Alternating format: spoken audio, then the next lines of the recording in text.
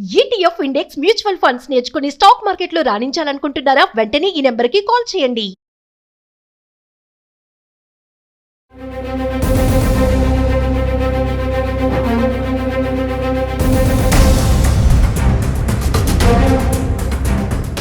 కుటుంబ కలహాలతో పసిపిల్లల్ని చంపేస్తున్నారు. బంధువులే రాబంధులు అయిపోతున్నారు. క్షణికావేశంలో చేసేసాము, మేమే చంపేశామని చెప్పి పోలీస్ స్టేషన్కి వచ్చి ఎదురుగా చెప్పేస్తున్నారు.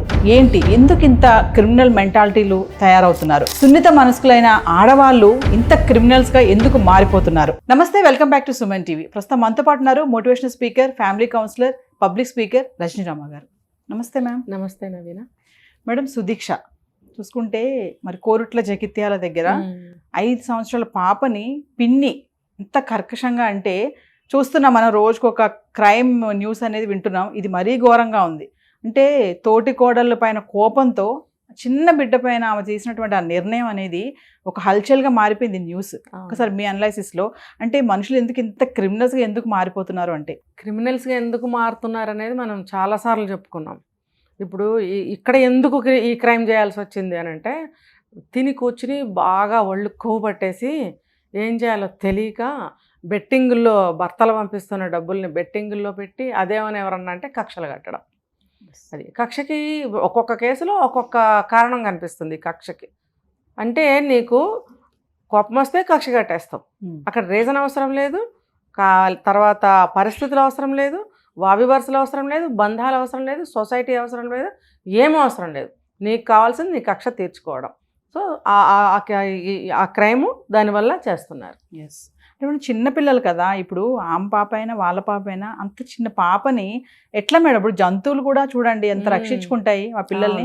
అలాంటిది మనుషులే కదా వాళ్ళు. మనిషి పుట్టుక పుట్టి అలాంటి ఆలోచనలు రావడం అనేది మరి సొంత పిన్నే మళ్ళీ చూడండి ఎంత డ్రామా చేస్తుంది. అంటే పక్కనే కూర్చొని అందరితో పాటు ఏడవడము, అందరితో పాటు వెతకడము, ఇవన్నీ మళ్ళీ డ్రామా. అంటే ఆ మెంటాలిటీ చూడండి. ఆల్రెడీ చంపేసి మళ్ళీ అక్కడ కూర్చొని అంత డ్రామా క్రియేట్ చేయడం, ఇదంతా అసలు ఏ పని చేయాలన్నా తెలివితేటలు ఉండాలండి. తెలివితేటలు లేకపోతే ఫెయిల్ అవుతారు. ఇక్కడ తెలివితేటలు ఎక్కడ కనపడినాయా? ఇప్పుడు కక్ష కట్టింది, చంపేయాలనుకుంది, చంపేసింది. అంటే మనం చాలాసార్లు చెప్పుకున్నాం, ఆ రెండో క్షణంలోనే పోలీసులు వచ్చి నుంచుంటారు, నీకు శిక్ష పోలీసుల రూపంలో ఎదురుగుండా వచ్చి నిలబడుతుంది అనేది తెలుస్తుంది ప్రతి ఒక్కళ్ళకి. కానీ వాళ్ళకి ఏంటంటే సంతృప్తి అనమాట. ఆ కక్ష తీరంగానే సంతృప్తి. అమ్మయ్య, ఏమైతే నాకెందుకు, కక్ష అయితే తీరింది, ఇది జీవితాంతం దీన్ని ఏడిపించవచ్చు, జీవితాంతం ఏడుస్తూ కూర్చుంటుంది, నాకు కావాల్సింది అదే. నన్ను ఇలా బాధ పెడుతుందా, నన్ను ఇలా మాట్లాడుతుందా, అంతే, నా కక్ష తీరిందిగా, ఎందుకు అన్నదానికి సమాధానం చెప్తున్నా. ఇప్పుడు పోలీస్ స్టేషన్లో వాళ్ళు వస్తారు, అరెస్ట్ చేస్తారు, పోలీస్ స్టేషన్లో నుంచోబెడతారు. ఇవి ఎందుకు తెలియటం లేదు మేడం అని మీరు అడుగుతున్నారు. అవన్నీ నాకెందుకు, నాకు కక్ష తీరిందిగా, అంతే. ఆ టైంలో నేను అనుకున్నది జరిగిపోయింది. ఏదైతే నాకేంటి, మగుడు పిల్లలు ఇవన్నీ తర్వాత సంగతే, నన్ను ఇంత బాధ పెట్టింది, నేను కక్ష తీర్చుకోవాలి, అంతే. అంటే మేడం, మనం చాలా వీడియోలో మాట్లాడుకున్నాం కదా, ఆడవాళ్ళు చాలా ఓపిక్గా ఉంటారు, ఆలోచన శక్తి ఎక్కువ ఉంటుంది, సున్నిత మనస్కులు అని అంటారు కదా. మరి ఈ మధ్య కాలంలో చూసుకుంటే లేడీస్ ఎక్కువ ఇలా తయారవుతున్నారు. క్రైమ్స్ బాగా అనమాట. హస్బెండ్ని చంపేయడం కానీ, రిలేషన్షిప్లో ఇలా పిల్లల్ని చంపడం కానీ. అంటే మైండ్ సెట్ అనేది ఎందుకు ఇలా మారిపోతుంది? సోషల్ మీడియా ప్రభావం, మూవీస్, ఇదే అంటారా? సోషల్ మీడియా ప్రభావం మనం వేరే చెప్పక్కర్లేదు. ఇప్పుడు ఇందులో కూడా అదే సోషల్ మీడియా ప్రభావమే. ఇందులో ఏంటంటే బెట్టింగ్లు కట్టడము, 20 లక్షల రూపాయలు పోగొట్టడము, అప్పు చేయడము. ఇక్కడ ఏంటంటే అత్తగారు, 2 కోడళ్ళు, 4 మనవాళ్ళు, అందరూ కలిపి ఉంటున్నారు. 4 ప్లస్ 7 ఇక్కడ ఉంటున్నారు. ముగ్గురు మగవాళ్ళు దుబాయ్ వెళ్ళి సంపాదిస్తున్నారు. అంటే ఆడపిల్లలు ఉన్నారు, కుటుంబ భారము ఇదంతా దృష్టిలో పెట్టుకుని ముసలాయన కూడా పాపం ఈ వయసులో సంపాదించడానికి వెళ్ళాడు. మరి ఆయన కూడా ఇక్కడ ఉండి సుఖపడచ్చు కదా, ఎందుకు కుటుంబం కోసం ఆయన ఎందుకు వెళ్ళినట్టు? ఆ విలువ కానీ ఆ కష్టం కానీ వీళ్ళకి తెలుసా? విధమొహాలకి తిని కూర్చొని ఇంకా వీళ్ళని ఏమని తిట్టాలి? అసలు తిట్టినా కూడా ఏంటి ప్రయోజనం ఏంటి వీళ్ళని? ఇంకా నేనైతే ఇదే చెప్తా, తిని కూర్చుని కొవ్వెక్కి ఒళ్ళు బలిసేసి శుభ్రంగా ఆ డబ్బుల్ని విలాసాలకి, నన్ను అడిగితే ఇది విలాసం. ఇప్పుడు కలిసి వస్తే డబ్బులు వస్తాయి, రాకపోతే వీళ్ళు ఏడుస్తూ కూర్చుంటారు. వస్తాయి వస్తాయి వస్తాయని ఆశతోటి పెట్టడం. ఇట్లా ఆడవాళ్ళు దీని ఒక రకంగా జూదమే. ఇప్పుడు బెట్టింగ్లు కట్టడం ఏంటి? నువ్వు ఒక పిల్లలకి తల్లివి, ఒకళ్ళకి భార్యవి, ఒక ఇంటి కోడలివి, నువ్వు అత్తగారి దగ్గర ఉంటున్నప్పుడు భర్తలు ఇక్కడ లేరు. ఇలా ఉన్నప్పుడు నీ ఫ్యామిలీ, నువ్వు తోటికోడలతో సహకరించి మీ పిల్లల్ని పెంచుకుని ఉన్న ముసలావిడిని, అత్తగారిని కూడా చూసుకుంటూ ఉండాలి. ఇంకొకటి, ఆ అత్తగారు కూడా వీళ్ళని కొంచెం అదుపు చేసి ఉండాల్సింది, లేకపోతే వీళ్ళు వినరేమో, బరి తెగించిపోయారేమో.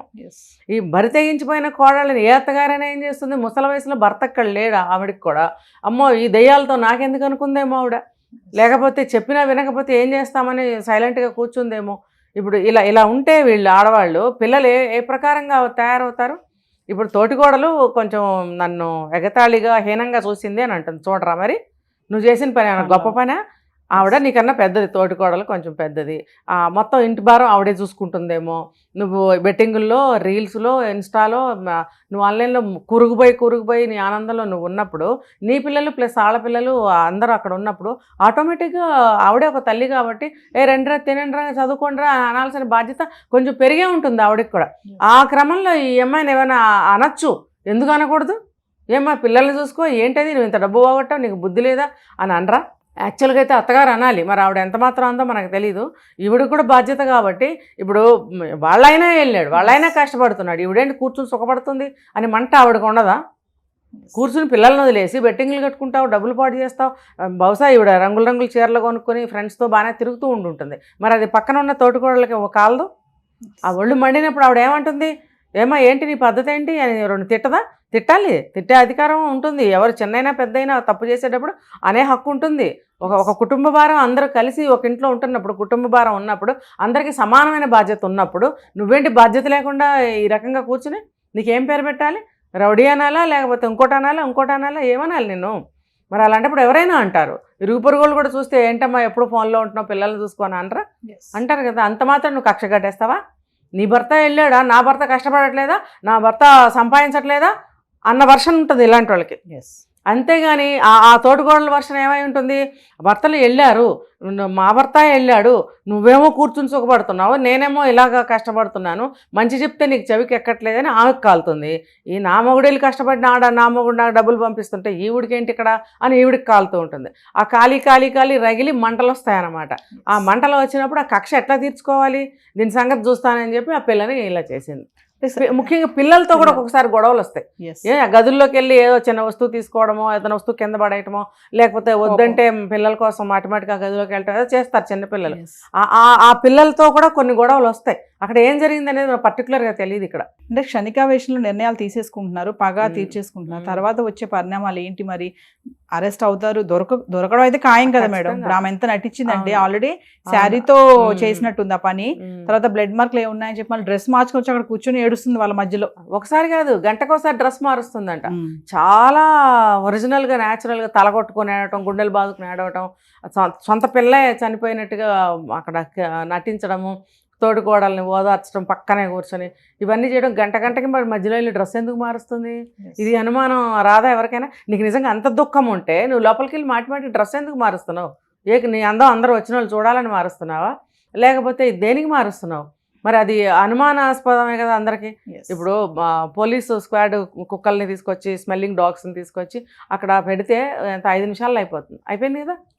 చక్కగా వెళ్ళి అక్కడే నుంచుంది, ఆ కుక్క పట్టుకుంది, అయిపోయాయి.